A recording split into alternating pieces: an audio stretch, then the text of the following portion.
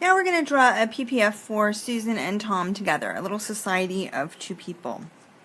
So the axis is going to look the same, coffee and nuts.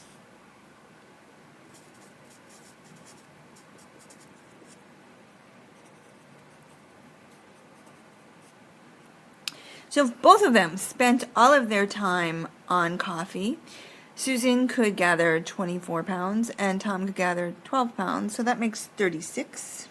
Let's do 10, 20, 30. So 36 is about there. So that is their joint production. That is the most coffee they can get. They can't get 40 pounds together in a day. 36 is the most they can do. And then if they want to begin to get nuts, or at least trace out the possibilities of getting some nuts, who is the first person that should start making nuts? Well, the answer is Tom, because Tom has the comparative advantage in nuts. For him to get nuts, they don't have to give up a lot of coffee, and they're going to get a lot of nuts. So for him, if he just moves 1 hour over to nuts, it's a loss of 2 pounds of coffee, but it's a gain of 4 pounds of nuts. So that would look like, well, this kind of, right? And if we move Tom all the way over, so he's spending all his time, let's kind of mark these out too, on nuts, then he could get 24 pounds of nuts, so that's like here. And he would have given up 12 pounds of coffee, so we'd be at 24 here as well. So that's like here, 24 and 24.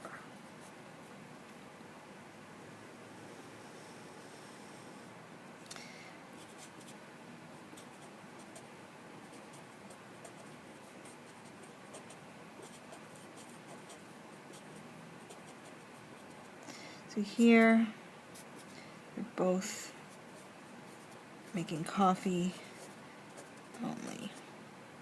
So at this point, Susan is doing entirely coffee, and Tom is doing entirely nuts. And then, if we want more nuts, well, Tom is already entirely spending his time on nuts, so the only thing to do is for Susan to gather nuts, and as she does so, for every hour she moves, she's going to go down 4 pounds of coffee and over only 2 pounds of nuts. So that's the opposite. So for him, as we went along, right, it was a -2 plus 4, and now for her, when she moves all 6 hours over to nuts, it's -24 pounds of coffee and it's plus 12 pounds of nuts, so we'll be at 36, kind of like here. So as she goes, it's -4 plus 2. So this is Susan.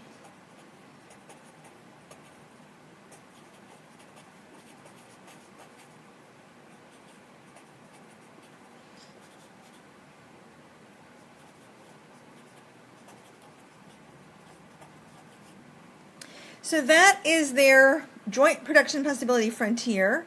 And it has this shape. We say it's bowed out.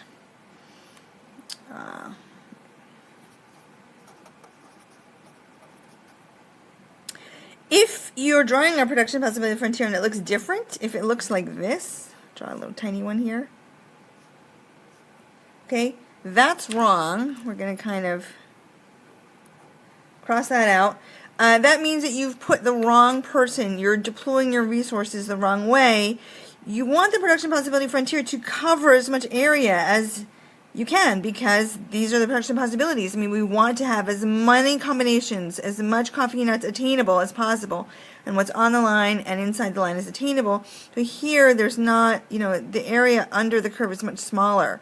So that's because sort of the wrong people have been moved over, and the capabilities of that society aren't being used in their optimal way because people aren't doing what they do best. They're not specializing where they have a comparative advantage.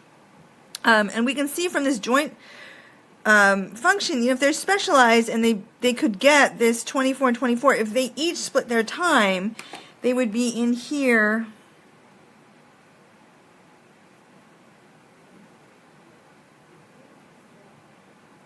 at 18 and 18, right? If Susan collects half coffee and nuts